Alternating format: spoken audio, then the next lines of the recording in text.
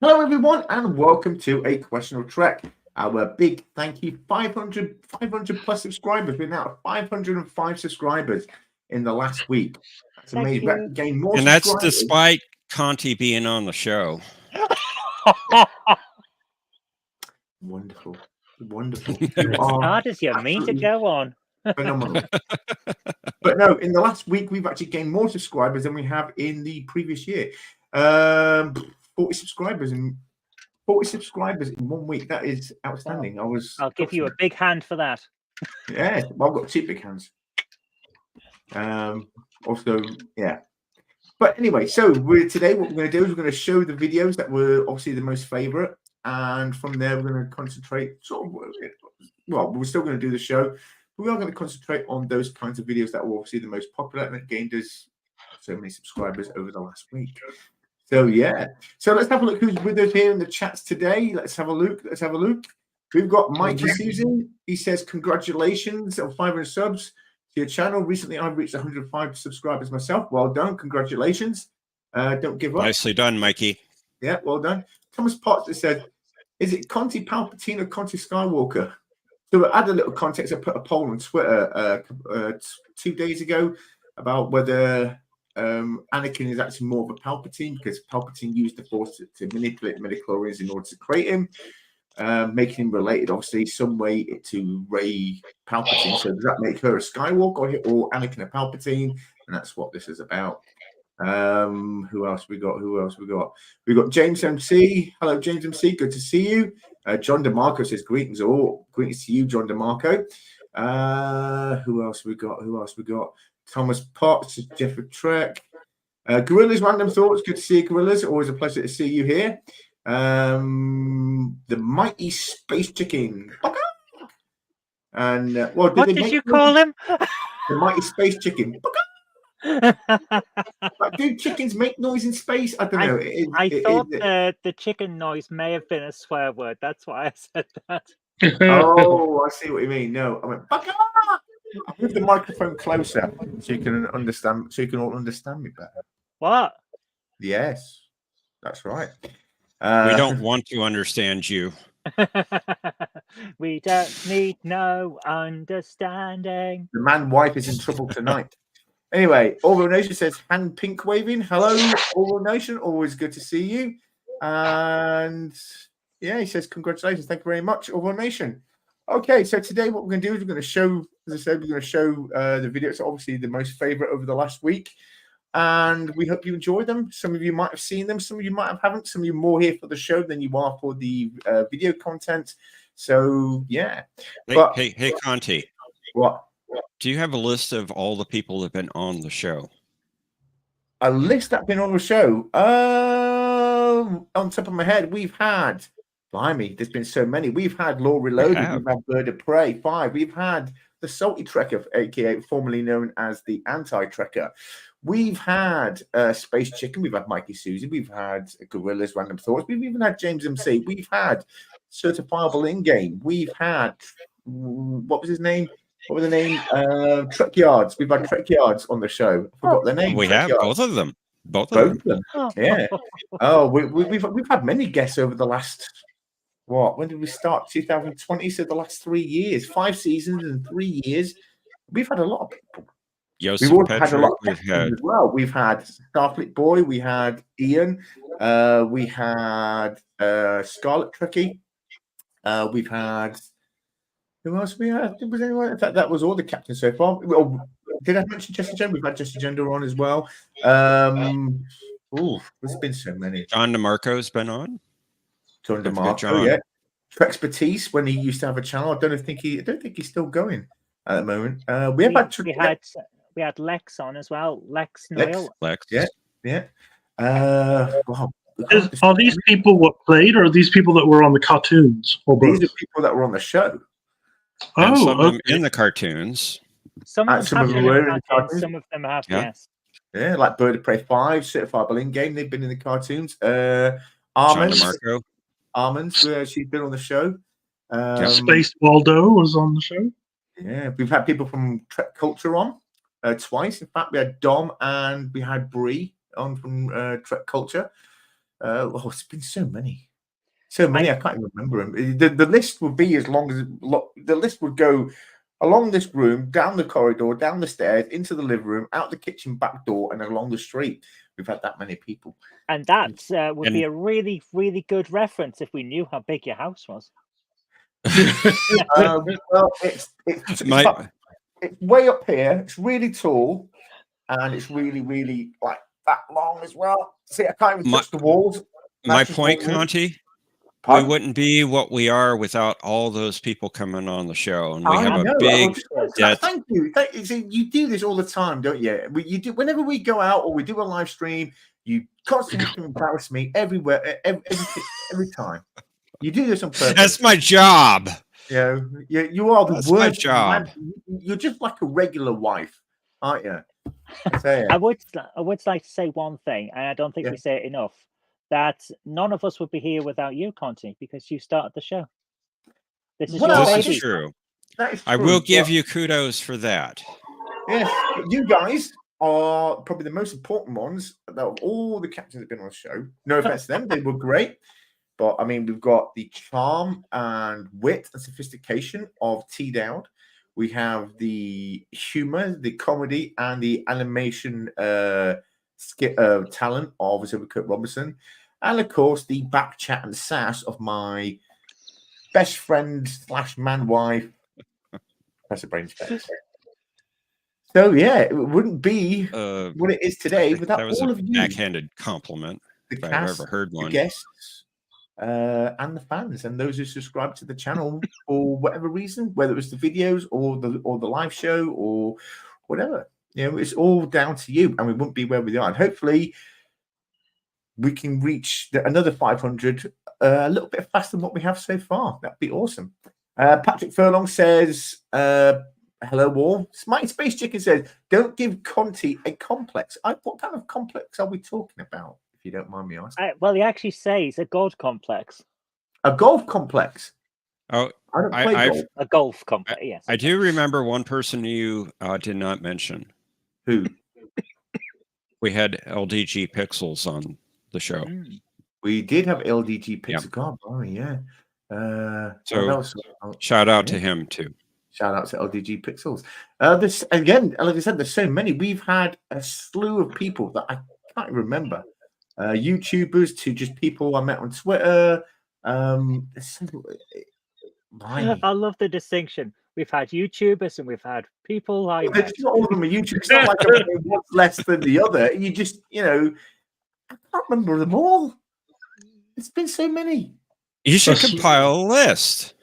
You know how big? Can I just tell you how big that list would be? It would be. I've got an idea. What? We have the website reallyhardstartrekquestions.com. Why don't we start using that for something other than the joke where if you go to it, you get back onto the show? So that's all it does.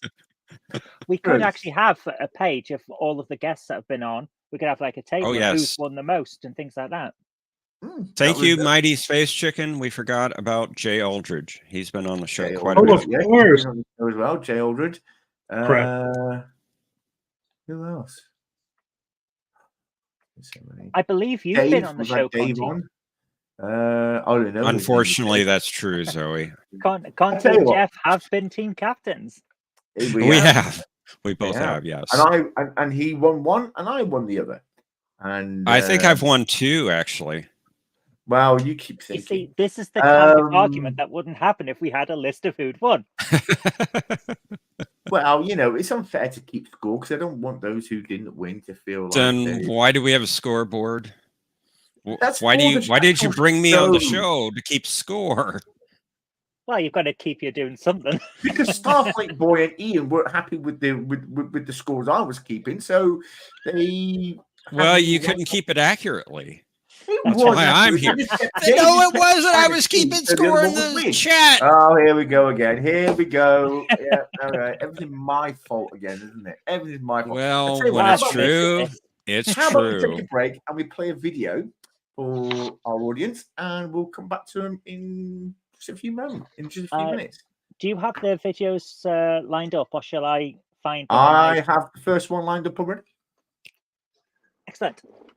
Yeah. And don't forget, Conti, I technological advancements. Hold on. Hold on. Say again. Ooh. What did you say? Ooh. I said I hosted once. You did, and I did a damn fine job, if I do say so myself. And he Did says, I win that one? He says, I have an ego. Did I win the episode where you hosted? I don't remember. Because if I did, you did a damn good job. All right, let's mute our microphone and let's play the video.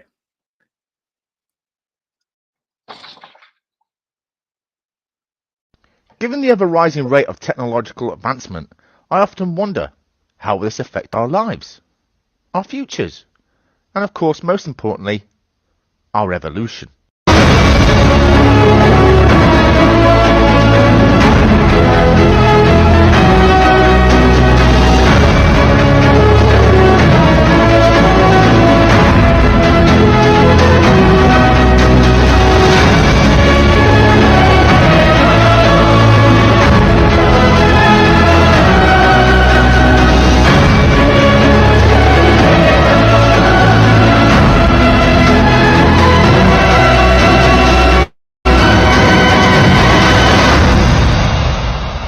Hello my Trekkies and welcome back to the Continuum. Now lately I know I promised a Garrick video. Unfortunately, after 2 attempts to upload it, it got hit with copyright strikes. So instead I'm going to leave you with this video titled Symmetric Synergy. In the later half of the 20th century, mankind began exploring the outer reaches of our solar system by the means of sending satellites into space.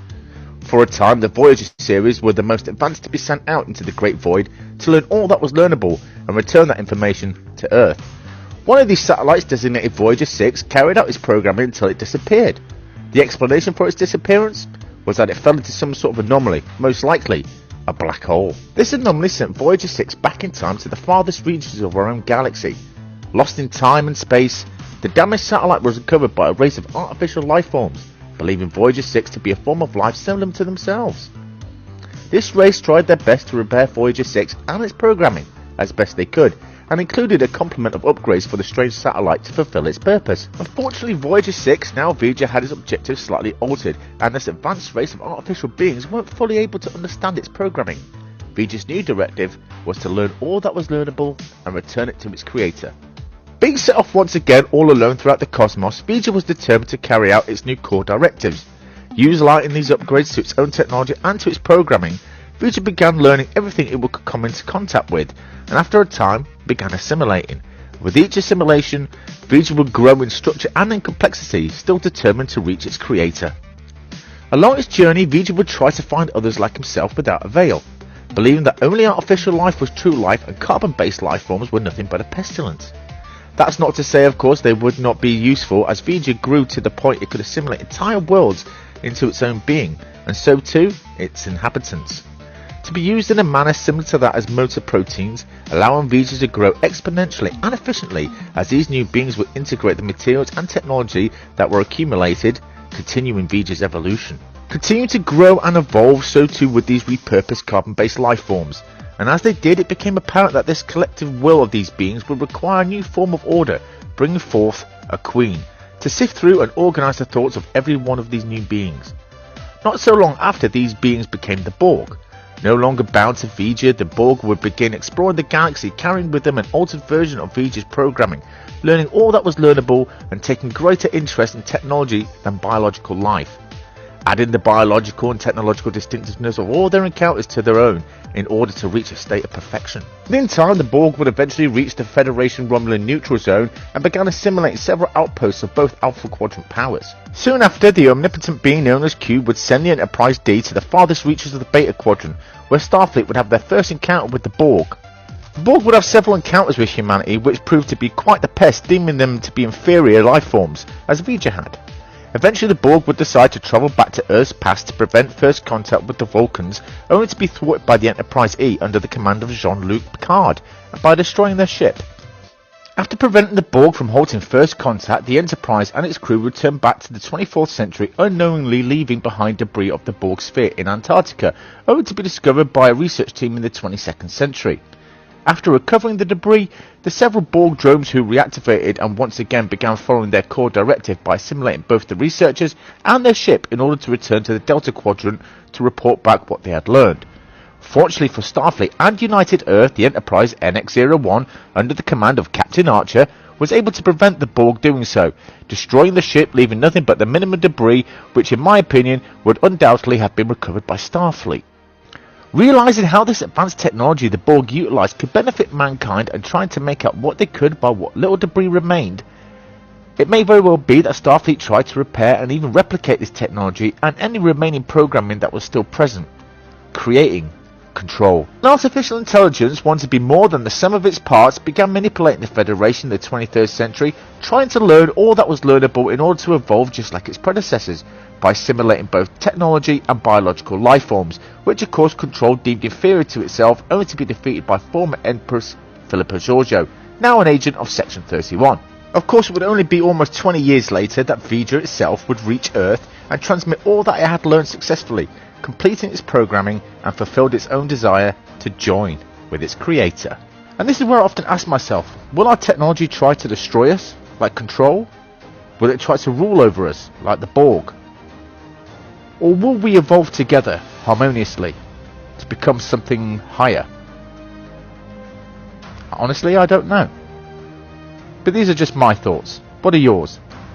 Let me know in the comments below. Don't forget to hit the like and subscribe, as it would help my channel grow. But I'm sure it won't assimilate you. I hope. Until next time, my friends, here in the Continuum. Thank you for watching, and if you enjoyed this video, then please don't forget to hit the like and subscribe. Also, if you'd like to donate to my channel... I have to say that, unfortunately, when your channel grew, it did assimilate some of us.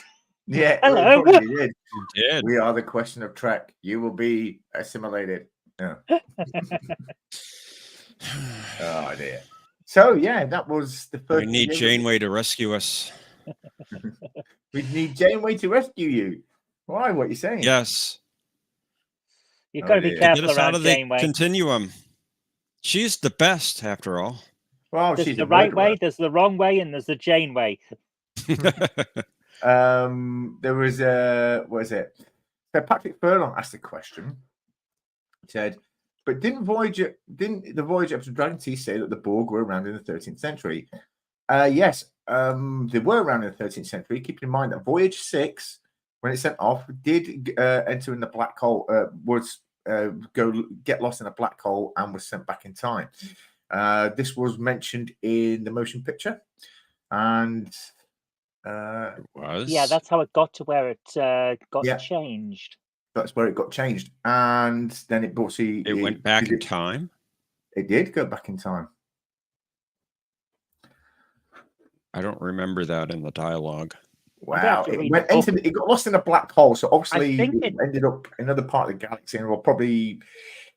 So if it ended up in a black hole, and probably ended up in another, in another galaxy somewhere or something. And with that being in mind, it probably had to go back in time to grow to the size that it did. Obviously, given the distance, thank you, John. Slightly travelled there and back. It has to have had some kind of at least time dilation, if not time travel. Otherwise, the creatures that it met that changed it would have to be relatively nearby. It's going quite fast when it's coming back, but it's not. But Voyager on its way out is not going all that fast, comparatively speaking. Yeah.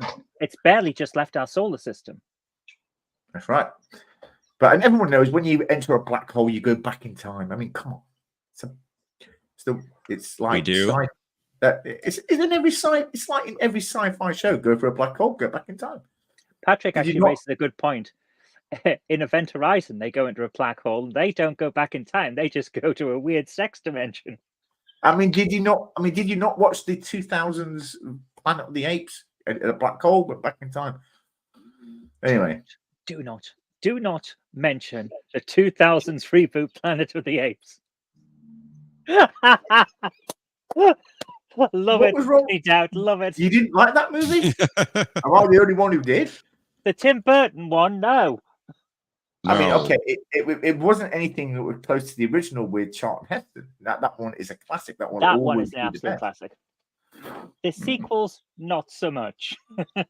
No, the second one was terrible. Julian True, congrats, question. Thank you, Arabic Sonder. Always good to see you. Indy Tigers Welcome, here Arabic. also. He says good afternoon, all. Good to see you, Indy. Yeah, always good. James MC says that's his favorite dimension. Yeah, there was, of course, like the animation. The animation was actually free to use material that I had an app for, so downloaded it and then just slowed down the footage or speeded up necessary to meet the recording, and that's how I did that. But yeah, so I didn't actually animate anything, and the cartoon or the comic book drawings, they were done. That's actually from the Star Trek video game. I think it's from the Legacy one. Star Trek Legacy. It's from one of the Star Trek games, which I just sort of took off, and then I used that material. But yeah, not one I've played. Yeah. Did they time travel in the movie Black Hole? Well, they will have gravimetric time distortion. Didn't they actually escape the black hole though? They went through it. Did they? I can't remember. It's so long ago. I haven't seen that movie since I was a kid. Yeah. Hello, Melody. Very good point, Pete out. Very good point. Appreciate it. Why are you writing all your comments? Are we not good enough? Insert witty comment. I see. Something's caught his tongue. Oh my God, what have I got myself into? Yeah. This was your idea. Indeed. It was my idea. You know what? I think it's time for another video. So let's play. Let's have a look. I think we should play. Is this one going to destroy our speakers? No, it's not. I think we should play. Wait, what's up? Cancel that. Something not working my ear. Excuse me. Yeah, fine. Why is that not working? Now it's working. Look. It's the operator. Yes, it is the operator. The motion. Glad you agree for once. The motion picture. Oh, it's one of my favorite. Hold on. So yeah, this was our first actual motion picture. This was our first Star Trek fan fiction movie that we ever did, and this was done. This was drawn by W. Robertson and voiced by obviously. I think T-Dad hadn't joined us at this point. It was still Scarlet Truckee. And we also had the two old captains on the previous captains join us at that point as well. And this was a lot of fun. I remember when we did the rehearsals for this here on StreamYards, and we most of us couldn't keep a straight face because we were just laughing. Hard trying to do the voices or trying to get it right. But this was a lot of fun to make. I enjoyed it. It's really important that we got the old captains back, because the cartoons had started just after they'd left. So I thought, no, we've got to include them. They're part of the show. Absolutely. Yeah, that's right. Absolutely. Okay, so let's play some music. Let's mute our mics and let's play this. Bless you, Zoe.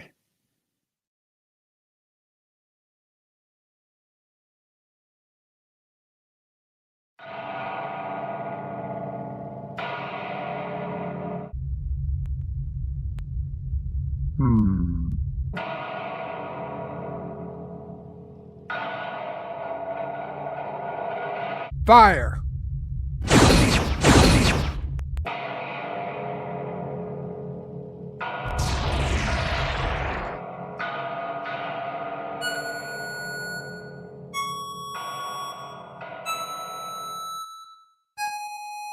Space, the final frontier.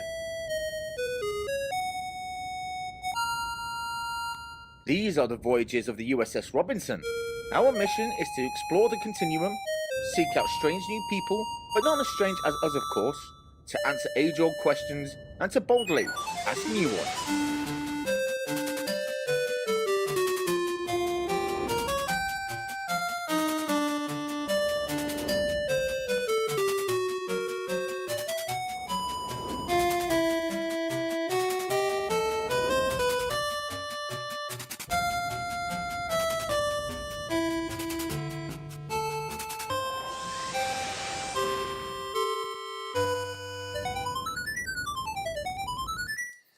Row, row, row your boat gently down the stream.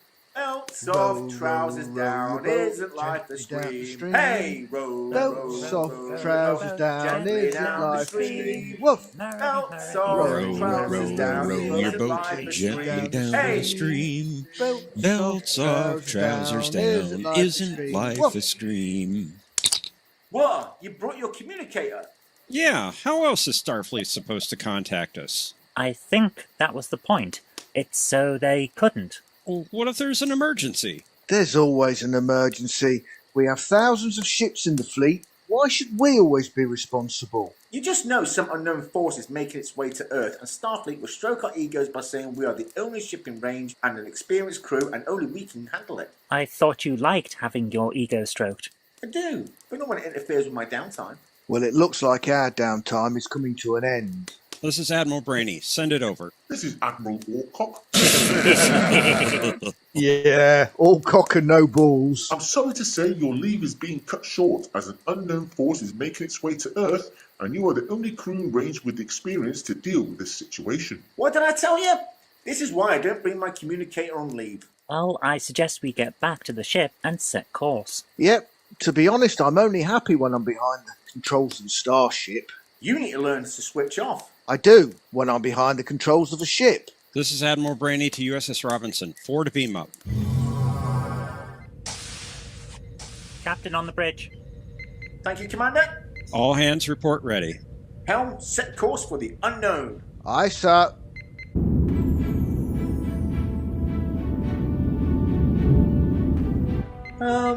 Helm, don't we need to open the doors?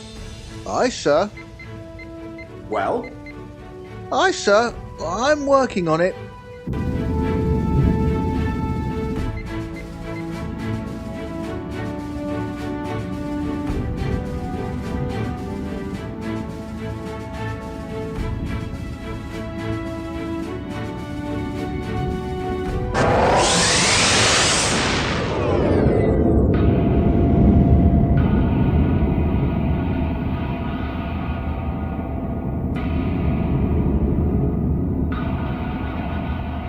Captain, sensors are detecting a large object 300,000 kilometers ahead, and another starship.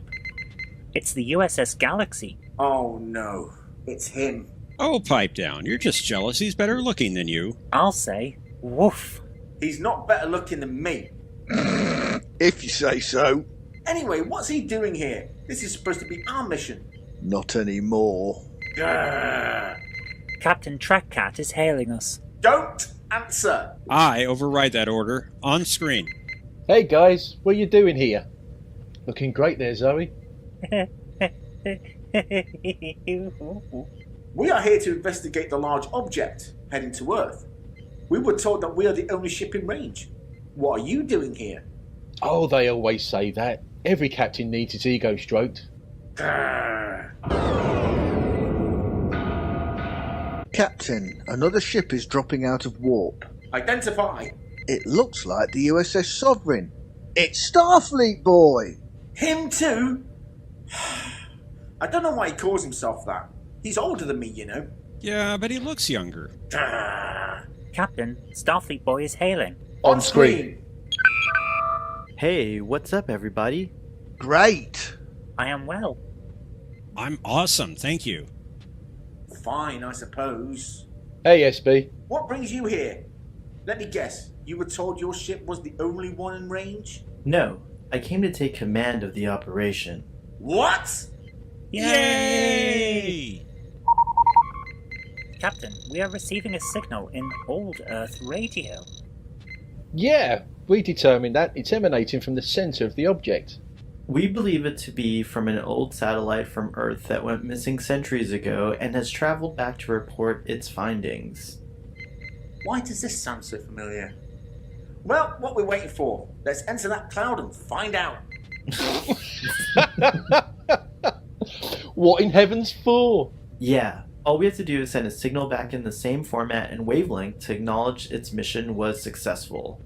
It could be hostile. I mean, look at the size of that thing. No need, we've got this. Besides, I believe you're required to meet the Klingon Chancellor in the neutral zone for peace negotiations. Peace with the Klingons. Are you mad?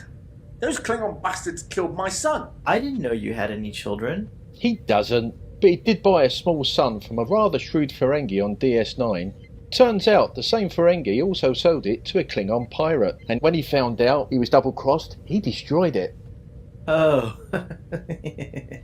Oh, poor Conti. That's it, I've had enough. I didn't come here to get abuse. I can get that anywhere. So we transmit the signal to the satellite at the center of that cloud. Aye, sir. We'll see who has the last laugh. We'll be the ones to save the day.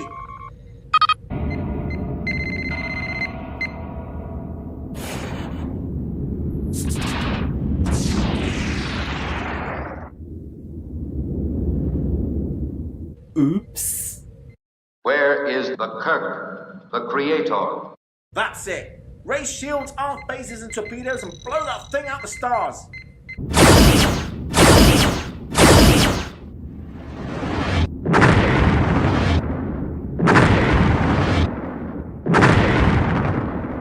You idiot! What is your problem? What is wrong with you?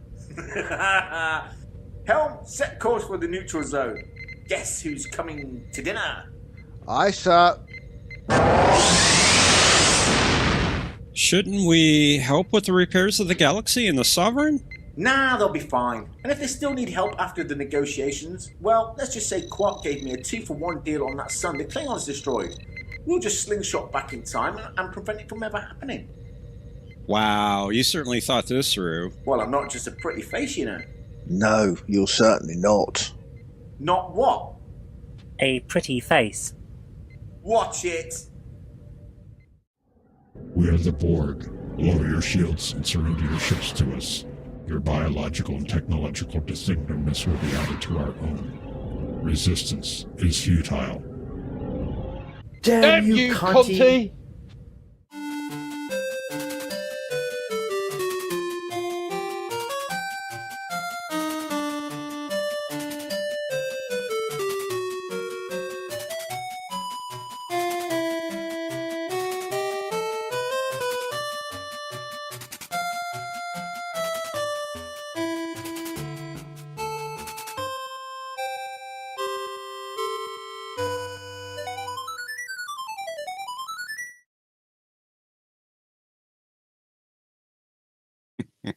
And that was, that was our very first ever fan movie. We hope you enjoyed it. I know I am laughing out loud. Yes, you certainly looked that way when the video was running. Yeah, we had a lot of fun with that one. Price We did. Captain after that one. Well, you know, captain's privileges, I'm afraid. That's just the way it is. Yeah. He gets to write the reports, so he just didn't mention what he'd done. Brainy did an excellent Borg here. Brainy has more voice acting talent than he gives himself credit for. Oh yes, he does have a distinct sort of voice that he can do certain things with. Yeah, but he never believes me. He said, "You can do it." He says, "No, I can't." And then he ends up doing it anyway, and he's like, "Good job." So James, Indy Tiger says clapping. James C says awesome. Mike Suda says Professor with his wow. You know, you could dedicate a whole YouTube channel. Just do like a video, just do YouTube channel just full of shorts of you going wow. I think it's brilliant, you know. But whether it's at people's stupidity or do videos like compilation of people doing stupid stuff, and at the end you just go, "Wow!" Yeah, you could make a fortune in reaction videos. Yeah, you would, especially with your videos. He's talking to you, Zoe. Wow! No, I'm talking to you, Conti. What wrong with my videos? Wow, I'm deeply hurt by this. I'm loving it, Mr. T. Patrick Flores says, "Can I fly into a later animation in a Nova class ship?" And yes, you are. Please. Well, you'd have to go back in time and slingshot around the sun to do that because that ship is gone now. Yeah, the Robinson A is still around. The Robinson A is the flying space station. The that one. ship was the Robinson. Yeah. No, the Robinson was the Connie, and the Robinson A was the. No, the Constitution class was the loaner we had when the proper ship was in the garage. Getting a headache. Oh God! More Omega cannon here. The Robinson A is the giant ship we fly around on now. Indy Tiger says, "I think T. Dowd had the last sign upside down. I think he wants his mum." Oh. That's we won't go there. Yes, Conti's facts are uncoordinated. Well, can't argue with that, John. Who wants coordinate facts? I mean, come on. Star Trek fans on a Star Trek quiz, they want coordinated things. The question. You're right, Zoe. Facts are very coordinated. For instance, when I send the questions off to Jeff every week, not a problem, no questions, and he might change the wording from time to time, but usually they're dead on. You're funny. What was that supposed to mean? Oh, anyway. There you go. That's the answer. I think the audience is smart enough to figure it out. I think the audience is tired of hearing us waffle on, and I think they want to watch another video. So let's play. No. Let's play A Question of Trek. Diddly bong. Well, we haven't done it. Hold on. Get rid of this one. It's okay, Conti. We'll vamp a bit while you work out what you're doing. I know exactly what I'm doing. Thank you very much. We certainly won't bring attention to the fact that you're currently trying to sort something out because you didn't plan this ahead. Oh, stop. Something like this is not what I want to do. Hold on. So remove that for now. Yeah, sorry. The StreamYard just tends to do whatever it wants and doesn't do when you're in what I want it to. Yeah. But anyway, here's the next fan movie. This was number 3 in the most watched videos list. Wow. Yeah, and we gained 2 subscribers from this video last week. So let's play this video. I think this one's my favorite. Yeah.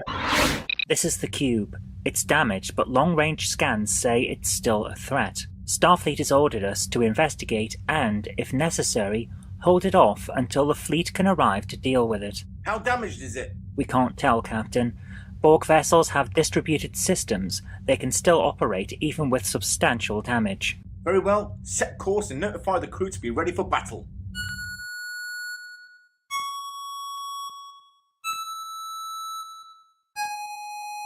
Space, the final frontier.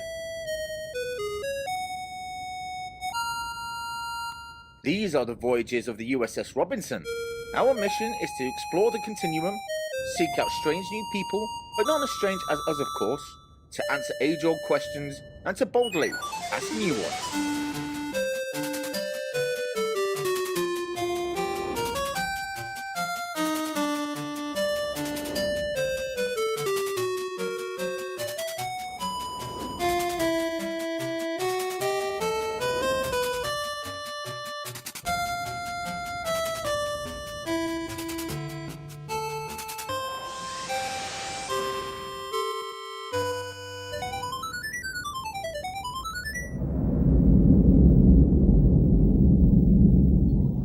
Approaching coordinates now, sirs.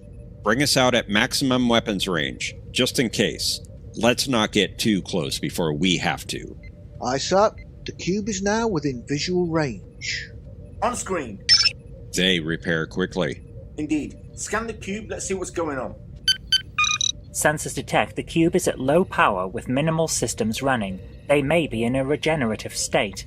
Perhaps we should send a team over to investigate. We are the Borg. Lower your shields and surrender your vessel. Resistance is futile. Captain, the cube is powering up. It's a trap. Red alert. Helm, evasive maneuvers. Aye, sir.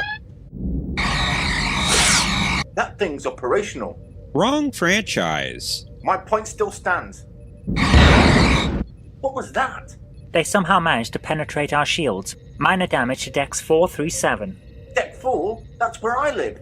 They better not have broken my collection of glass frogs. We've got company. Security reports a small group of Borg on Deck 6. I'll take a security detail and deal with them. With respect, sir, you can't do that. What? He's right, you're a Starfleet Admiral, with access to command codes, tactical deployments and more. We can't put you near the cyborg zombies. You need to stay here. Commander Zoe, take a tactical detail and deal with the intruders, and see if you can't find out why they're in Federation space. Aye, sir. Commander, what is the situation? 3 Borg beamed in while our shields were down. They're trying to assimilate this corridor.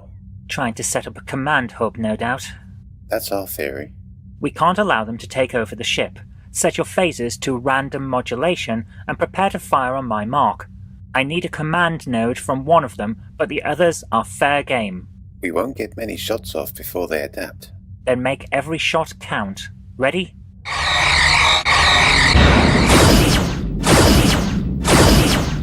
Report. Direct hit. The cube is taking damage. Not nearly enough damage. It's going to take us out long before we can destroy it. Bridget Zoe, what's the status of those intruders? We got them, Captain. I'm working on getting the command node now. Does she sound weird to you? More than usual, you mean? Is everything okay down there, Commander? You sound off. I've got an armful of Borg and a tight deadline, Captain. I'm a little distracted right now. Then don't waste time talking to me. Bridge out. Well, that's step 1 taken care of. Now how do I get the command node out without damaging it? Computer, activate the emergency medical hologram and transport it to Science Lab 1. Please state the nature of the...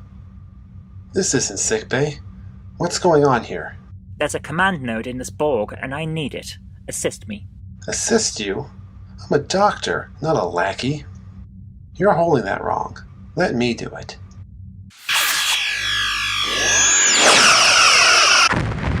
We can't just keep hammering at this thing all day. It's going to adapt to our weapons any second now. Direct hit. They've gone after the engineering hull again. If they keep this up, we'll be dead in the water, Captain. Zoe to bridge. I have the Borg's orders. What's their plan, Commander? Sirs, it seems they were on a direct course to Earth, but an accident in transwarp has damaged the cube. If we let them have time to repair... They'll attempt another assimilation of Earth. Yes, Captain. We have to stop them here. Agreed, but we'll need more firepower. Admiral, would you do the honors of commanding the battle bridge? It would be my pleasure, Captain. Now hear this. All crew prepare for immediate source of separation. Commander Zoe to the battle bridge, shuttle pilots to their stations. Commander Scarlet, take a shuttle. We're going to need our best pilot out there.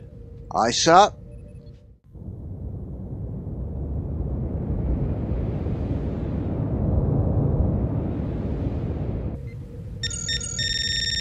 We are ready for separation, Admiral. Battle bridge to main bridge. We are go for launch, Captain. Good hunting, Admiral. Prepare to separate in 5, 4, 3, 2, 1, go.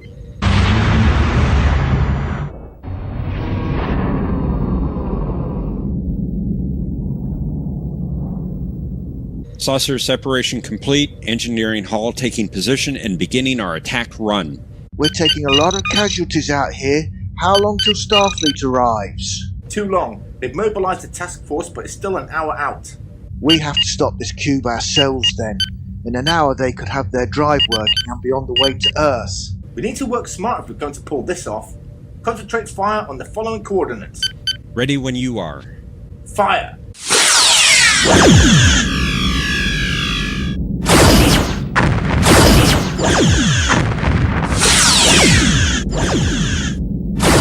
The cube has sustained heavy damage, but it's still functioning, Captain. Then we need to keep the pressure up. Bring us round and fire again.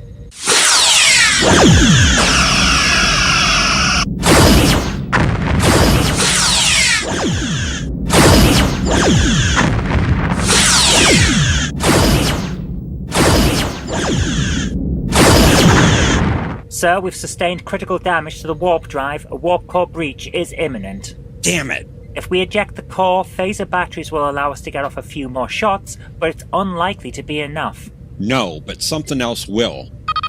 Battle bridge to bridge. Move our ships out of blast range, Captain. We've got a special delivery for that cube.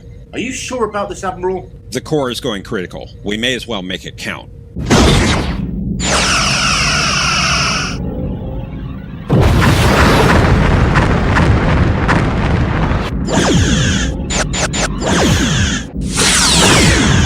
Warning. The ship has sustained heavy damage. Life support failing.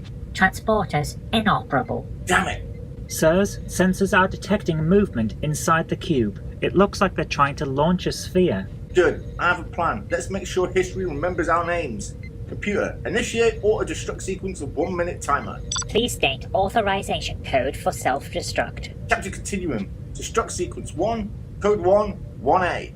Lieutenant Sean, destruct sequence 2, code 1, 1A, 2B. Lieutenant Devanatrix, destruct sequence 3, code 1, B2, B3. Destruct sequence completed and engaged. Awaiting final code for 1 minute countdown. Code 000. Destruct 0. Destruct sequence activated. Self-destruct in 1 minute. Get to your escape pods. I'll pilot the ship into the cube and meet you all on the battle bridge.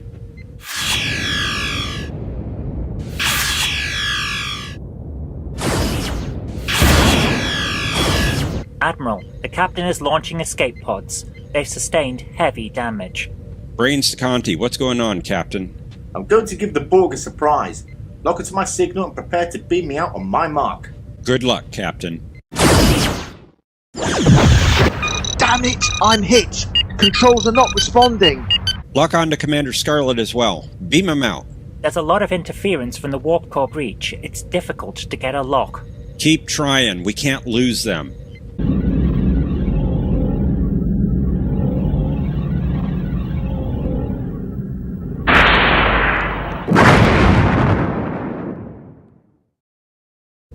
Tell me you got them out. There was too much interference. I could only get a lock on one of them.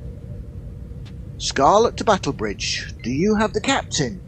No, he didn't make it. Of all the missions I've had, overseeing his command on the Robinson has been the most inspiring and fulfilling of my career. He was a unique commanding officer. He knew what he was doing, but didn't often play things by the book. He will be missed. Do you have your new posting yet? I do. I'm on my way to it right now, as it happens. First officer on a new ship. How about you? I got a promotion to first officer of the Admiral Here's ship, the Franklin. Congratulations, although I feel this means we won't be seeing each other often anymore. Oh, I wouldn't say that. Admiral? You'll see. Docking port 114.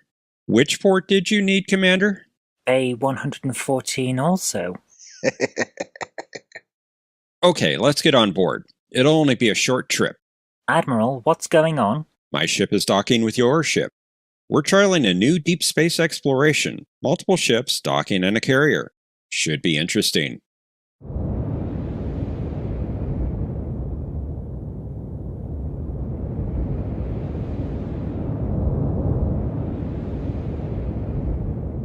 Admiral on the bridge.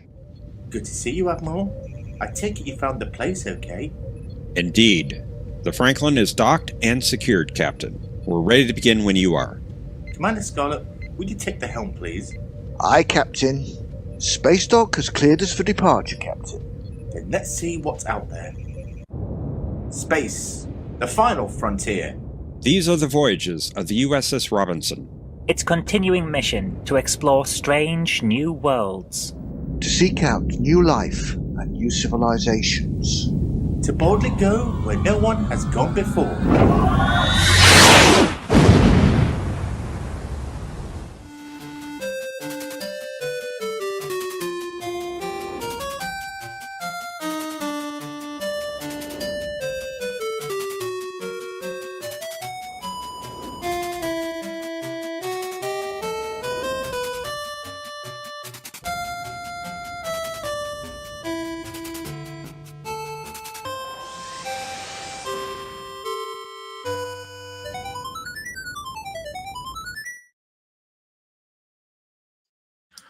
Yes, Captain Continuum bravely gave his life to save the Federation, and there's never been a braver captain ever in Starfleet history. So, yeah. History will remember the name. What's his face? What's his face? Well, what's his face? Does return in the next video. Spoilers. What? Oh, sorry. Yeah.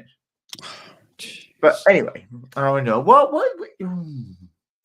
All right. I'm just going to go slingshot around the star, come back, and then none of this ever happened. All right. Back in a minute. Right. How was it? Everyone all right? Yeah. You don't remember anything I said at all, do you? Good. I'm a little worried about Mr. T. Dowd. I'm a little worried too. Is he okay? Yeah. Are you okay, dude? I'm relevant. You are relevant. Indeed, you are. Certainly in the next video. But anyway, Mighty SpaceX said, I was in that one. I'm amazed you got any new subscribers with that.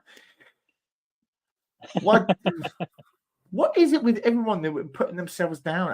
I don't get it. Why everyone puts themselves down? We're British. Self-depreciation is what we do. Not all the time. Well, no, there was that time we decided to take over the planet just to see if we could. But now we're very much more self-depreciating than that. Yes, well, unfortunately, yeah. Yeah. Well, you know, at least we did take over the planet. Well, most of the planet. Well, the relevant. It got cold. We went for a walk. We did, yeah. Well, they didn't like our tea. We only had two kinds: Darjeeling or Earl Grey. You know, everyone else had like a massive selection. Yeah, Assam was the best. We had to go to India. But I have to admit, but go on. No, you go on. No, it's you. No, you. I insist. Please, ladies first. Go. Nothing here. Anyway, you're not the only ones who can do it. You're not the only ones who can do it. Well played, sir.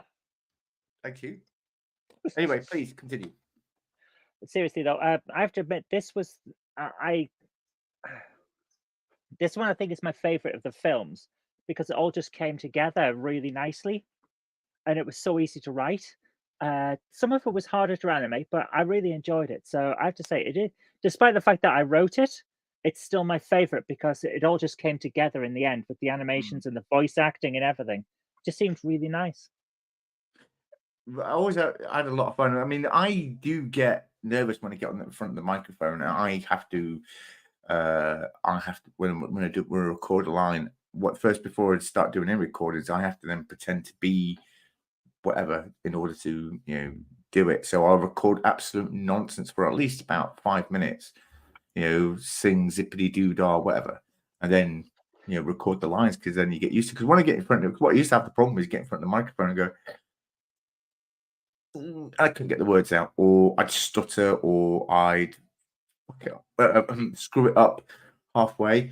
Yeah, and then it's like, Conti, where are your lines? Where are your lines? I'm like, I'm working on it. I'm sorry for being such a taskmistress, but I need the line so I can do the voice in lip sync. I know. It's not easy. It's not easy. But yeah, I know what it's like to put in audio in line with video. So yeah, that is very difficult. It's not the easiest one. But yeah, Professor Brain Specs, brilliant at taking control of the battle bridge there, and firing weapons. Yeah, we give the. It was a fun movie to make. Okay. How about another video? What do you reckon? Go on then. Since we're here. All right. I have to do this again, don't I? What is that?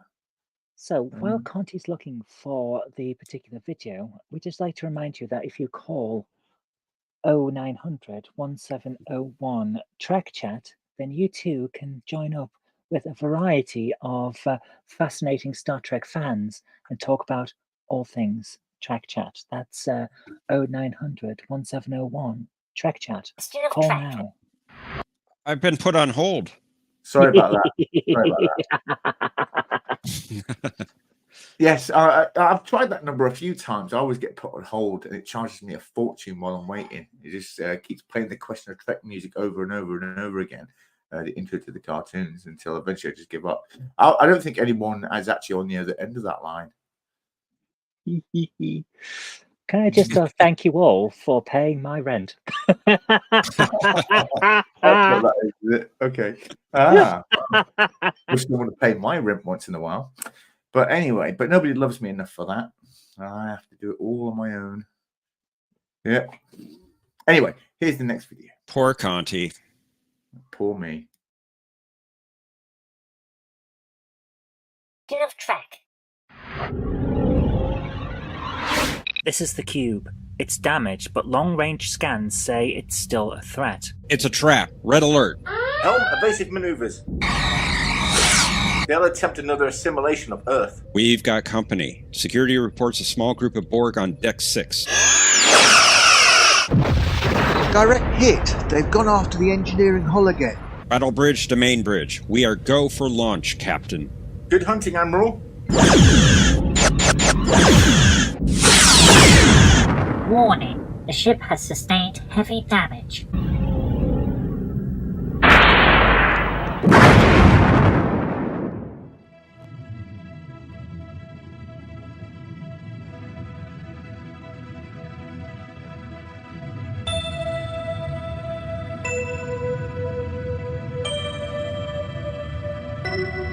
Space, the final frontier. These are the voyages of the USS Robinson. Its mission to seek out strange new worlds, but not as strange as us, of course, new lives and new civilizations, and to boldly go where no one has gone before.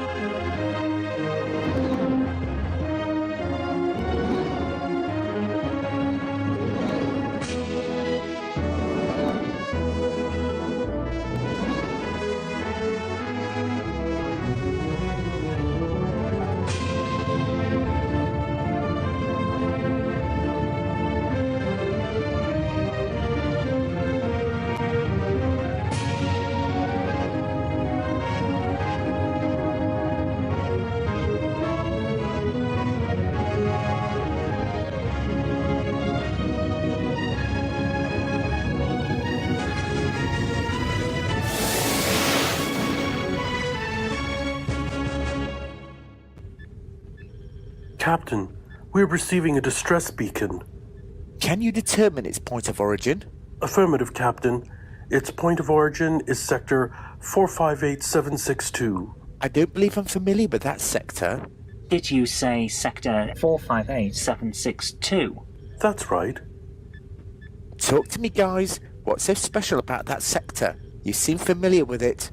That is where we encountered the Borg, and your predecessor gave his life to defeat them. Are you saying there could be Borg active in that area? Either that or... No. No, it couldn't be. There's only one way to find out. Very well. Helm set course for Sector 458762.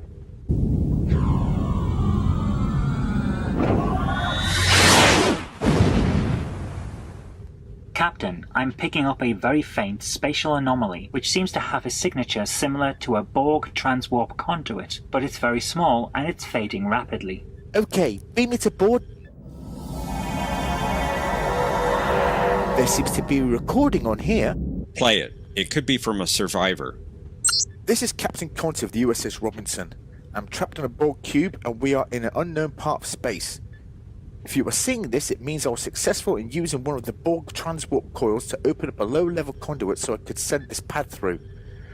Also, if you are seeing this message, then get me the hell out of here, you bastards! He's alive! Admiral's Log, Stardate 62147.8. We are preparing to depart for a full scan of Sector 458762. Our mission is to investigate a communication received from Captain Continuum Trek, who is missing, presumed killed in action. Robinson to Franklin, you are cleared for launch. Acknowledged. Departing now. Good luck, Admiral.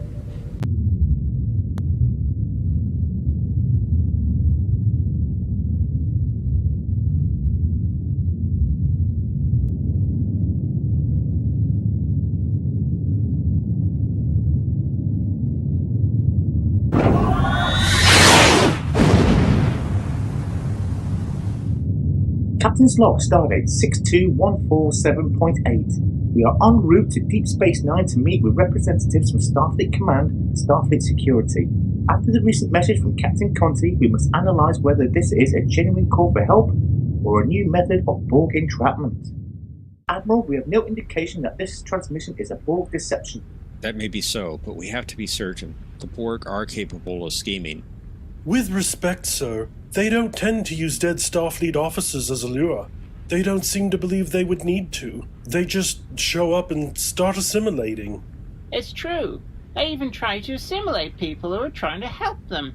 It's like an impulse thing with them. They used me to coax the Federation into joining them. Doesn't that count? No, Captain. They stuck bits of Borg tech in you and pointed you at Earth. They didn't dangle a guy we thought was dead in front of a camera and use them to ask us to pop over and pick him up. There is a difference. This meeting feels like it's getting tense. Perhaps we should stop for a coffee break and let everyone cool down. Coffee, you say? I'm in.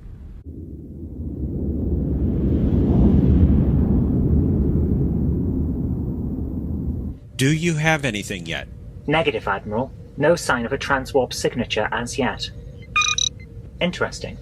What is it, Zoe? Helm, evasive maneuvers. Hard to port now. What's going on?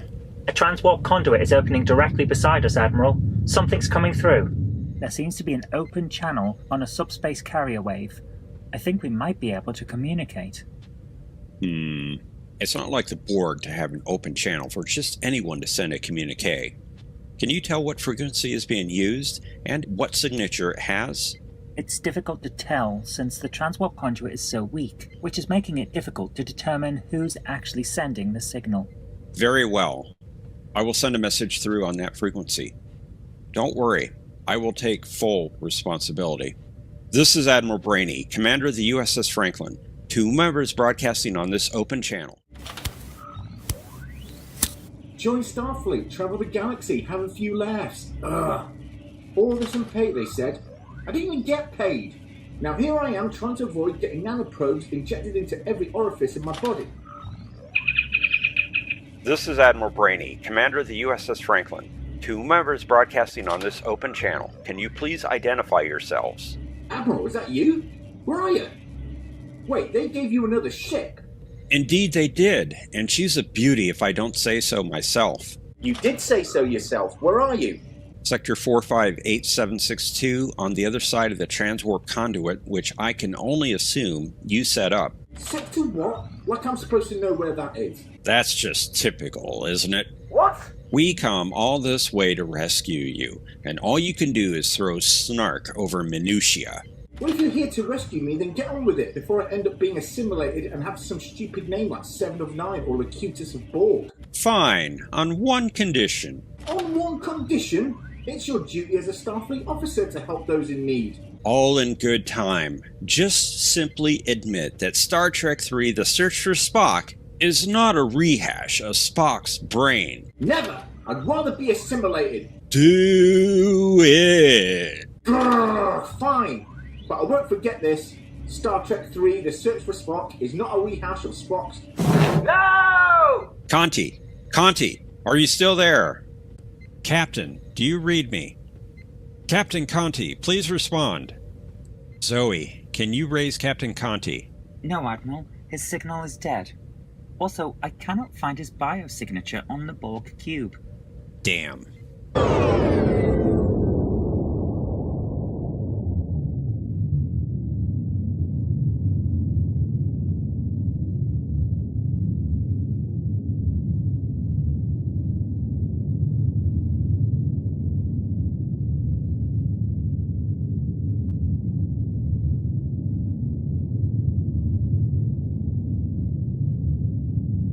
If he has been captured by the Borg, Captain Conti will no doubt be assimilated.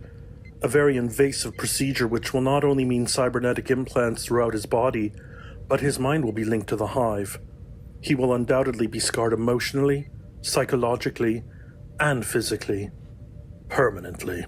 We need to rescue him first, preferably before Conti is assimilated. Zoe, assemble an away team. We are going over there to rescue our former captain. Admiral, they've raised an electromagnetic field around the cube. We won't be able to beam over. Sir, we're receiving a hail from the Borg. On screen. I am incontinent of Borg. Your ass will be stimulated. Don't you mean assimilated? Affirmative. That too. Oh, my. I mean, how frightful. Helm, get us out of here. Set course for Sector 001 maximum warp. Aye, sir. Engage.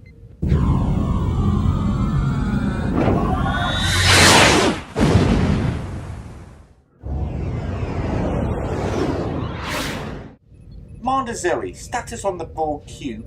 The cube is at 300 kilometers and gaining on us at warp 9.95. Can we increase speed to warp 9.99? We could, but we would have to redirect power from other systems to compensate.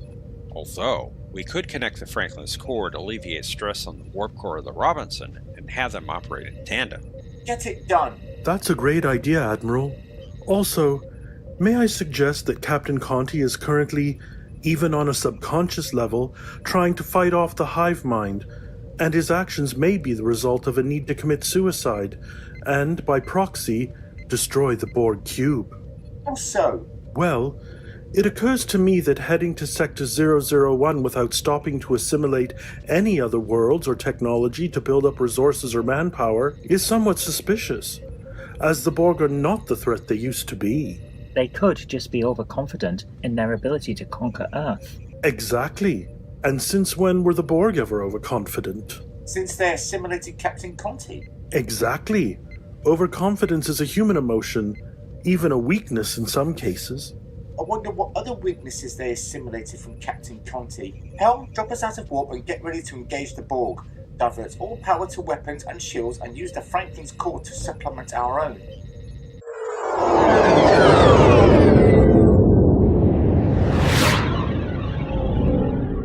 The Borg are now hailing us. On screen. Give up. We will never surrender. We would rather die than be assimilated. You might as well turn around and go back to the Delta Quadrant. That is irrelevant. You will be assimilated. We will never give you up.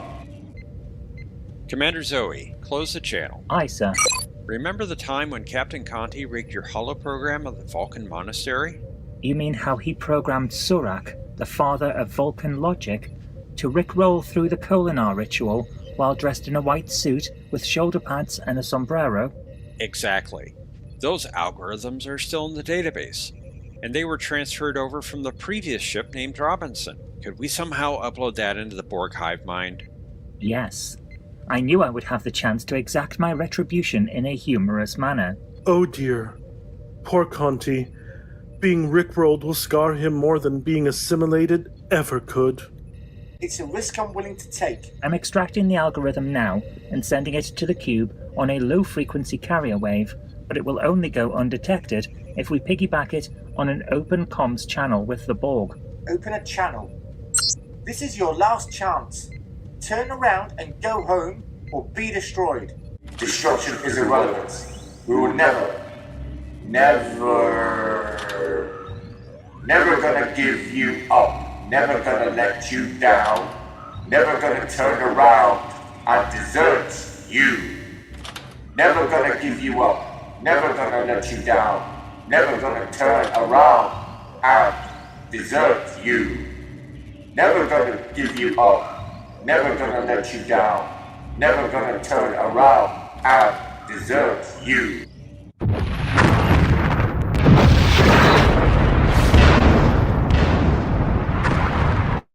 Captain, the cube is going into overload. It will self-destruct in a few minutes. Beam Captain Conti over from the cube straight into sickbay. Helm, get us out of here.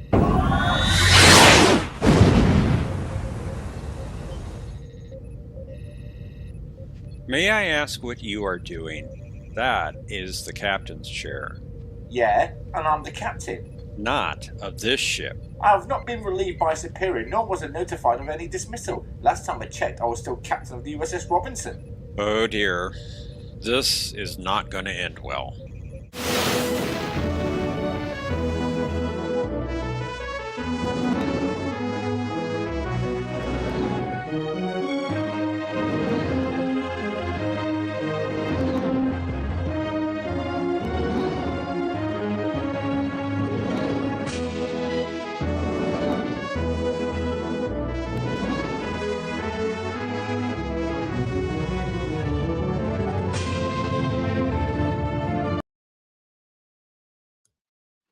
Well, kids, that was a hoot and a holler. That was a. I can't believe how fat I looked at the end there with a big real face. Sorry. So it's okay. I am fat. Look at this. It's one of the reasons why I have a beard. Actually, hides the double chin. You see. So don't worry. I just look upward slightly when I'm on the camera. Otherwise, I end up going about with all my chins. T-Down wrote, Borg implants at £10. Mighty Space Chicken Cheeky Bugger writes, but how many Borg implants? Ooh. I did like that in Friends. The camera adds £10. How many cameras are on you? What would John DeMarco do? I don't know what John DeMarco would do if he was assimilated by the Borg, or if someone added £10. I don't know. But that was fun, and was actually currently writing a script today. It's called Time Shift for another cartoon, which is where Captain Nene and Captain Conti argue about who's on shift because the roster is set on Earth time, but they arrive in Andoria, which has its own time system. So it was Conti's supposed to take over at 7 p.m., but it's 7 a.m. on Andoria. So so he argues that Nene has to do another shift till 7 p.m. So yeah. So you're going to spend this cartoon arguing with yourself. Absolutely, yeah. Well, you guys have lines as well. Don't worry, you'll be arguing. Don't worry, it's fine.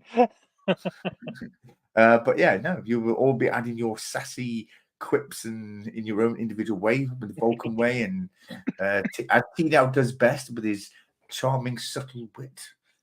And Professor Brain Specs, well, he always argues against Conti, so he'd be taking Nene's, Captain Nene's side, because there's that dynamic between Admiral Brain Specs and Captain Conti. But yeah, no, so that hopefully will be finished in the next hour and a half. Yeah, because I'm still trying to figure out how they're going to resolve that issue. But yeah, so John DeMarco wrote after he wrote, "I'd grow more beard." Yes, well, yeah, one way to hide it. Yeah, that is one way to hide a double chin. I do. Let's see, because I do actually have a double chin. I just hide it well with the beard. Indy Tiger wrote, John DeMarco, the show grew the beard last episode. Okay. The beardy show. Right, everyone. Well, we want to thank you all for coming today. We want to thank, obviously, those that aren't with us today, that maybe they'll watch it on the rewatch. Thank you for your subscription. Thank you for supporting the channel. And hopefully we can reach the next 500 somewhat faster than what we did before. And yeah, well done. Thank you all. And it's been advised to me before I play the last episode, because the stream will end at the end of that video, that before saying goodbye, I'm to blow you all a kiss. I don't know what that does. Wow.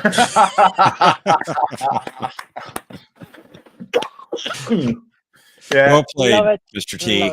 Well played. I love how he knows that we all read that in Jeff's voice, so that's good. Mighty Space Chick is a big love. Question Trek. Thank you, Gordon. Thanks, Professor. And great show. Sorry, great show, great channel. Love you all. We love you too, James and T. You also wrote before, whose leg do I have to hump to get in the to get into one of the cartoons? Well, unfortunately, you have to hump one leg of all of us, I'm afraid. Yeah. Please do not hump my leg. But anyway, yeah, so we're going to get into the final video, and thank you all again, and we'll see you soon for another, well, we're dropping a cartoon soon, hopefully, and in a few weeks we'll be back with the live show. So Indy Tiger says, bye all, love you guys, and Mighty Space Chicken says, oops. So here is the last video. Here it comes. Thanks for joining us all. Bye-bye. Hope you enjoyed. Good night. And thank you. Thank you. Live long and prosper. Happens when an unstoppable force meets an immovable object.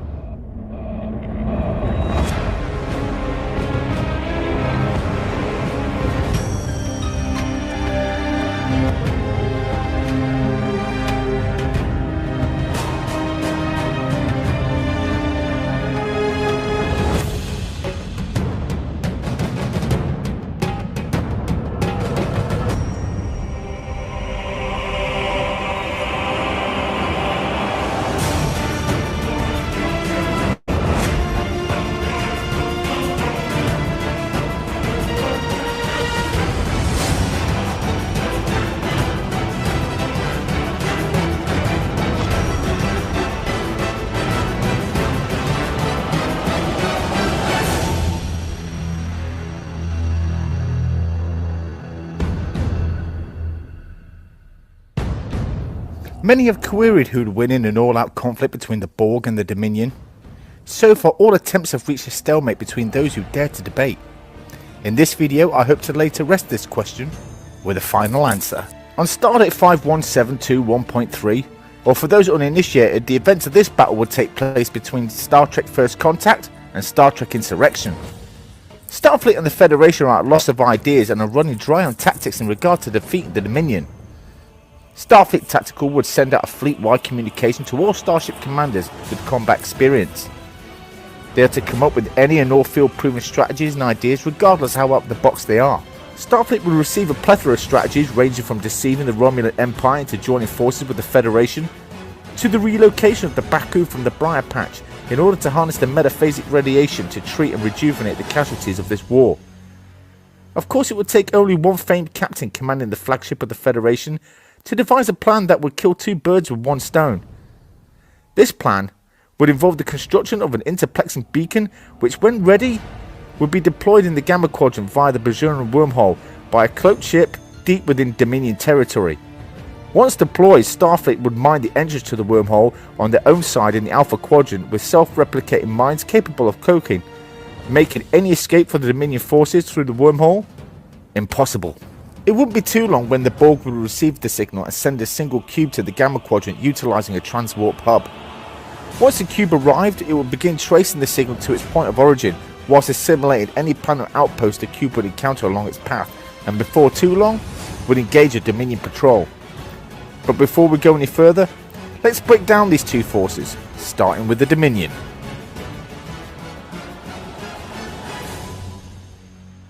The Dominion is a coalition, a confederation, a collection of planets and star systems which have been conquered and forced into subjugation to the Founders through their militant arm known only as the Jem'Hadar.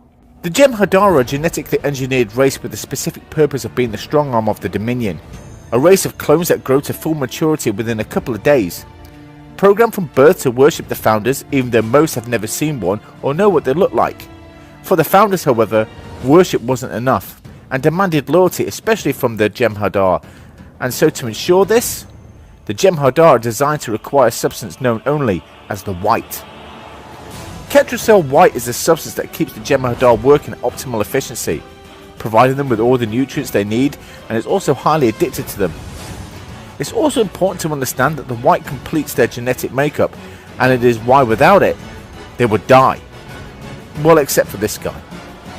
The strengths of the Jem'Hadar are known to be hyper-aggression, their ability to turn invisible, and this is known as shrouding, hyper-strength, and they're also highly trained combat operators.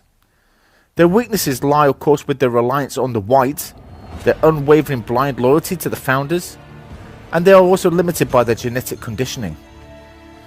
The weapons generally utilized by the Jem'Hadar are both plasma rifles and pistols, the Cartaken shot blade, and combat knives. It's also important to know that to maintain cohesion amongst the ranks of the Jem'Hadar, each one takes the orders from one known as the First. This particular soldier would be the equivalent of a high-ranking non-com. This Jem'Hadar would take his orders from another species whom are responsible for issuing the White. They are called the Vorta. The Vorta were once a primitive race with limited intelligence and a pacifistic nature, whose diet consisted of nothing more than nuts and berries. They were rewarded greatly after healing a sick changeling. Through genetic manipulation, they were granted increased intelligence and the ability to defend themselves by projecting an energy blast from their bodies. They were also granted a high standing within the Dominion, second only to the Founders themselves. However, these rewards came at a great cost, especially where the genetic manipulation to their being is concerned. For just like the Jem'Hadar, the Vorta were also reduced to a race of clones with a limited lifespan and implanted with a suicide device that will activate at either the behest of the Founder, if a Vorta individual has been captured, or they have reached the end of their determined lifespan, after which the same model will be cloned. So far, only 4 known to exist. The Vorta's strengths lie in the fact that they are highly intelligent and manipulative. They are masters of the power of suggestion and capable of releasing an energy blast from their bodies. Their weaknesses lie in their pacifistic nature, limited lifespan, they are somewhat treasonous on occasion, and of course their blind devotion to the Founders, who are at the very top of the hierarchy in the Dominion. The founders are highly intelligent and with the ability to shapeshift, that when they take whatever form they have chosen, the changes don't just mimic the form, they become that thing. This characteristic also allows multiple changelings to bond together to form what is called the Great Link. This link allows the changelings to bond together, sharing their thoughts and feelings with one another. The founders are considered a myth by many races under the rule of the Dominion, and although many have benefited under their tyranny, those who refuse to surrender to them will end up with the privilege of a multi-generational virus called the Blight, for which there is no cure. The strengths of the founders lie in their ability to shapeshift, which also allows them to form the Great Link. They have superior strength to that of an average human or humanoid. They are master strategists, masters of infiltration and subversion, and master geneticists. Their weaknesses, however, lie in the fact that they are highly xenophobic and arrogant. They are also highly susceptible to energy discharges, and after a certain period of time they must regenerate by returning to their gelatinous state, which, should they ever be caught off guard, they would be highly vulnerable. And now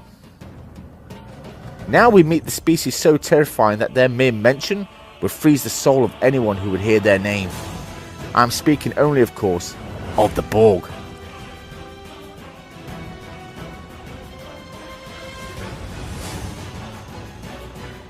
The Borg are a cybernetic collective comprised of billions of drones from thousands of species across thousands of worlds. The collective in its entirety is controlled by a single conscience. The thoughts, knowledge and memories are preserved by the collective so that in the event of the destruction of a drone or multiple drones, their essence remains.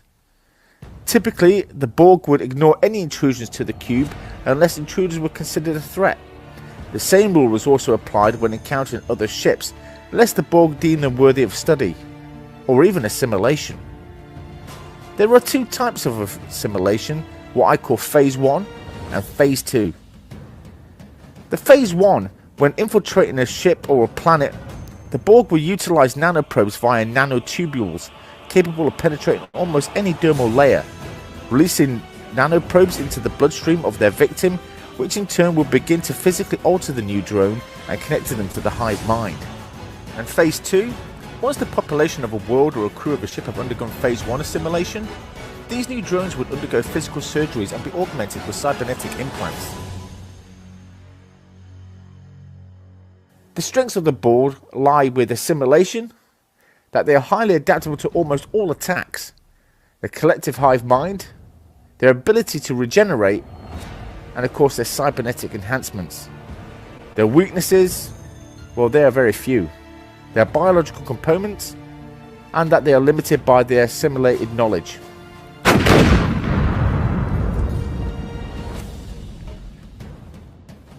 As mentioned earlier, once the cube arrived, it would begin tracing the signal back to its point of origin. Whilst assimilating any planet or outpost the cube would encounter along its path, and before too long would engage a Dominion patrol. The three patrol ships would warn the cube not to intrude into their space any further or suffer the wrath of the Dominion.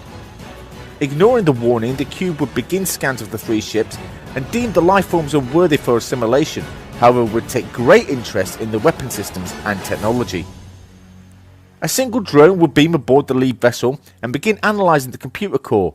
Interpreting this as an act of aggression, the first would order the intruder killed. Once done, the three ships would break formation and attack the cube from multiple sides, believing the Borg would have to pull off a multiple switch-fire manoeuvres. Unfortunately for the Dominion ships, the cube is exactly the same on every side, utilises shield-draining tractor beams, cutting lasers, and power-draining energy blasts. Armed with phased polaron beams and torpedoes, the cube would receive a heavy barrage of intense weapons fire from the three attack vessels. Keeping in mind the weapon systems of the Jem'Hadar attack ships are capable of taking down a Galaxy-class ship, and that they would not stop attacking the Borg once a significant amount of damage was caused, allowing the Borg to adapt and regenerating the cube through their willpower. Rather, the three ships would continue firing until the cube was destroyed. For the Jem'Hadar, victory is life, and the Dominion as a whole would show no mercy. That is the order of things. The Borg within moments would attempt to capture the fighters with their tractor beams and use their cutting beam to destroy the attack ships. No doubt they would succeed in capturing 2 of the 3 and destroy them, where the third would power up its engines and ram the cube at full speed, destroying the cube beyond 75% mark, where at which the Borg cube is still very combat effective. Wondering what has happened to the patrol, it would not be long before the Dominion would send a small fleet to ascertain why they have gone missing and why they haven't reported back to the Dominion. Upon arriving at the last known coordinates, they will find the wreckage of 4 ships and began examining the debris of the alien vessel. Well, I'm afraid that's all for part 1. Please tune in next weekend for part 2, where the 2 fleets will go toe to toe in a battle for dominance where victory is life and resistance is futile. Will the Dominion assert their order of things, or would the Borg bring order to chaos? Tune in next weekend. I hope you enjoyed this first part, and if you did, please hit the like and subscribe if you haven't already. And if you are already subscribed, then please share it as far as wide as you can, because it would really help my channel and I would appreciate it a lot. Thank you very much, and I'll see you next week. Bye.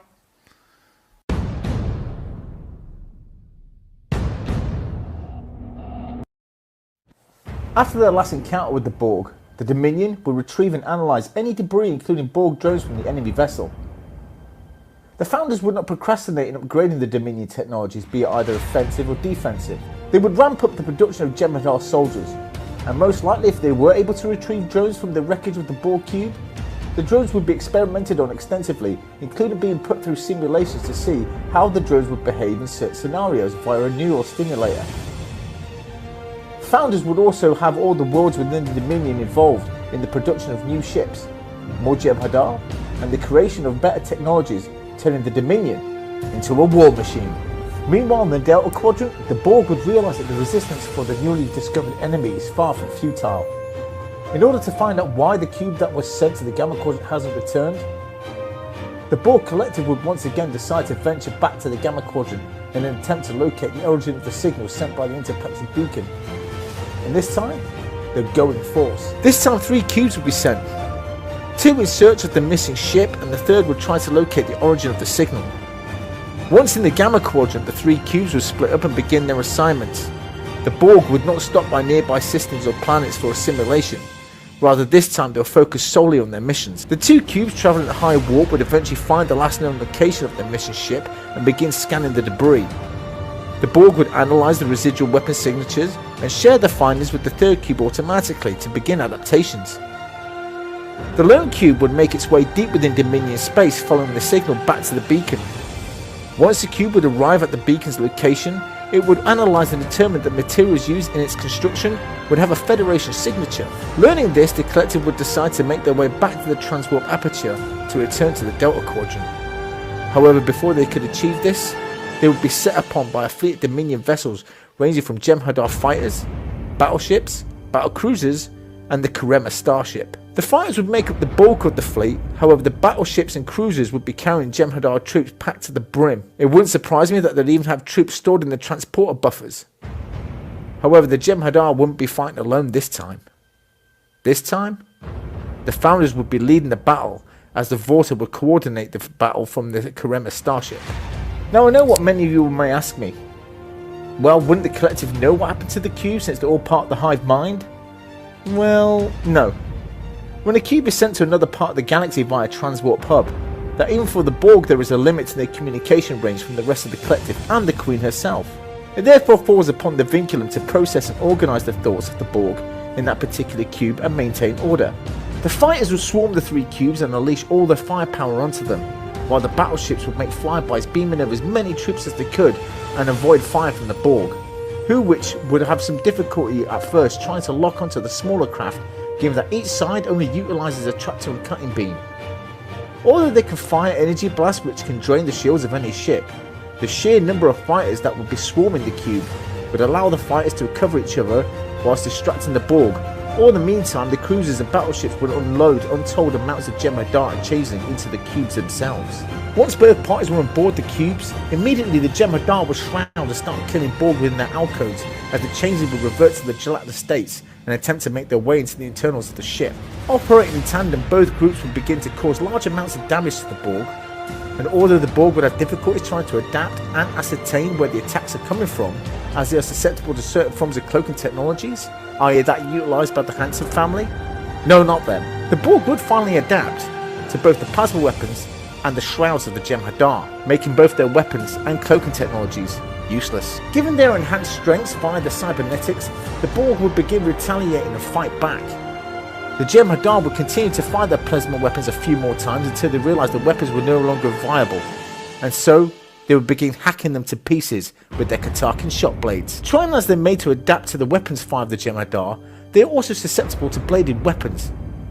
The battle would rage on for some time in each cube, as the genetic engineered soldiers were tearing into the cybernetic monstrosities, but likewise the Borg drones, although finding the Jem'Hadar unworthy of assimilation, would utilise their nanoprobes to at least slow down their attackers.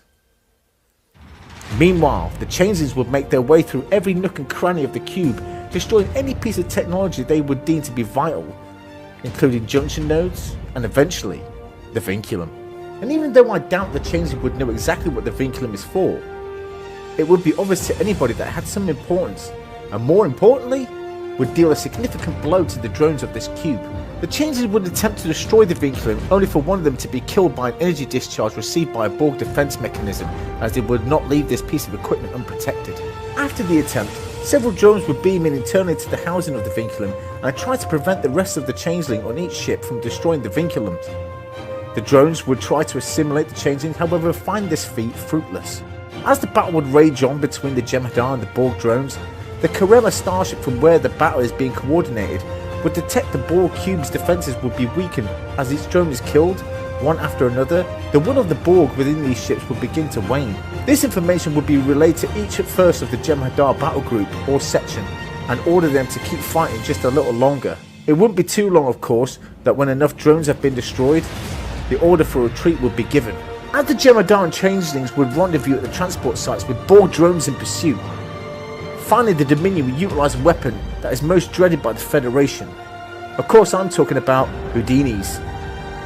Random explosions would begin to damage the cube as drones would pass certain sections of the ship as they pursued the Dominion troops to the evacuation points. Now I know I didn't mention the Houdinis in part 1, but you see, that's the problem with Houdinis. They tend to appear when they're least expected, and when they do, well, it's too late to complain about them anyway. So moving on. As enough damage would be caused internally and the already weakened will of the Borg would significantly affect the cube's defences, the rest of the Dominion fleet would go all out on the 3 cubes. The Dominion would obliterate all 3 of the ships, and once again they would recover any and everything they could from the debris for further study. For although once again the Dominion have won this battle, the war is far from over. After the last engagement with the Borg, the Dominion have not only began recouping their losses, but also began upgrading their weapons and ships with Borg technology, recovered from the debris of the 3 cubes, enhancing their offensive and defensive capabilities from shields to weapons, and even enhancing the Jem'Hadar. Once again, the Borg, still receiving the signal from the Gamma Quadrant, decide this time they will go all out. After losing 3 cubes and thousands of drones, which by comparison to the whole collective is a small loss, it would still be considered an unacceptable one. So this time, an entire Uni-complex would make its way to Dominion space, bringing with them the Queen, 1 Unimatrix command ship, and an ungodly amount of cubes. The Borg would set off using every transwarp hub and corridor at their disposal. Arriving at the outer rim of Dominion territory, they would begin assimilating the outer-lying worlds, not to enhance the quality of life or bring them one step closer to perfection, but to diminish the Dominion's territory, and by doing so, weakening the Dominion. World after world will fall. The Dominion forces reacting to this attack upon their domain would try the tactics already tried and proven, which would become more difficult with each attempt and would inevitably become impossible. However, the Founders would order their forces to stand their ground and continue fighting. Even with the enhancements made to Dominion forces, the Borg would adapt to each attack. As more systems would fall to the Borg and the Dominion fleets would become stretched out, the worlds living under the tyranny of the Founders would either be conscripted into the fight to fill the gaps and hold off the Borg, others would attempt to flee from the Dominion space, many being assimilated by the Borg and other would be destroyed by the Jem'Hadar as an example to others as what fate would befall them should they attempt to flee. Well, those who had the capability at least. The Founders would begin employing biogenic weapons into their arsenal, which isn't unheard of tactic within the Dominion, such as horrifying viruses like the Quickening or the Blight. As we know, the Borg are susceptible to attacks upon their biological components, and this is where the Dominion would focus their attacks. All the Dominion forces would slowly be pushed further back into their own territory, either day by day or week by week, and failing to recoup their losses as the Borg could assimilate faster than the Founders could reproduce Jem'Hadar soldiers. It wouldn't be too long before the worlds within their space whom were not warp capable would be brought into the fold. With promises of a suitable position within the Dominion hierarchy, these newcomers would take these offers and become part of the fighting force. Continuing to relentlessly cut a swath through Dominion space, the Borg would again and again be set upon by new Dominion forces. These new conscripted worlds added their intuition, cunning and all kinds of combative methods. The Borg's advancement would be brought to a halt for a time, but only for a time. It would be too long that the collective would finally find the interplexing beacon once again. After analysing the technology and determining that it was made by the Federation, they would then try to determine how it got there. With a new motivation, the Borg would once again push further into Dominion space, forcing the enemy forces back into their territory, continue to assimilate every world they would come across, utilising new projectile weapons that would detonate in the atmosphere of every world, spreading nanites throughout the populace, expediting the assimilation of these worlds and hastening the dominance over the Gamma Quadrant. Every attack and strategy the Founders could come up with would be thwarted by the Borg, bringing the Dominion to breaking point. Eventually the Borg would make their way to what was the Founders' homeworld. Finding it abandoned, the collective would begin scanning for warp trails, and when discovered, they would pursue their foe at maximum warp. Being pushed to the brink, the Founders would have no choice but to engage in one last effort to defeat their enemy. One last strategy which would not only possibly destroy the Borg, but themselves as well. They would make their way to their side of the wormhole which leads to the Alpha Quadrant. Knowing what awaits them on the other side, the Founders would hope that the minefield of self-replicating cloaked minds would annihilate both forces, for if they were going down, they weren't going down alone. As the fleet of cubes would gain on the Dominion fleet, orders would be given to delay the Borg at all costs before they would intercept the Dominion ships, preventing them from carrying out their plan. The bulk of the remaining Dominion fleet would fall back to engage the Borg, ramming the cubes with their fighters, releasing biogenic viruses within the cubes themselves, such as the Blight and any all methods they could use to slow them down with, as well as taking out a cube or two. Of course, this wouldn't delay the Borg too long. Continuing to follow the Dominion fleet, they would finally arrive at the wormhole, passing through, and with the Borg gaining on them and gaining on them and gaining on them, both fleets would finally emerge on the other side. Ready to meet their fate, the Dominion would fly straight into the minefield, followed by the Borg. Throughout the Bajoran sector, blinding flashes of light could be seen, as both fleets taking heavy damage. Ship after ship and cube after cube would be destroyed. Both fleets would be engulfed in an ever-replicating minefield. Both Dominion and Borg would continue firing on one another as the fleets would bit by bit diminish until the spectacle of multiple explosions and what would look like a magnificent display of flashing lights would dissipate and finally vanish. And whatever remnant of the Dominion forces that were stuck in the Alpha Quadrant during these events would inevitably have to surrender to the Alpha Quadrant powers.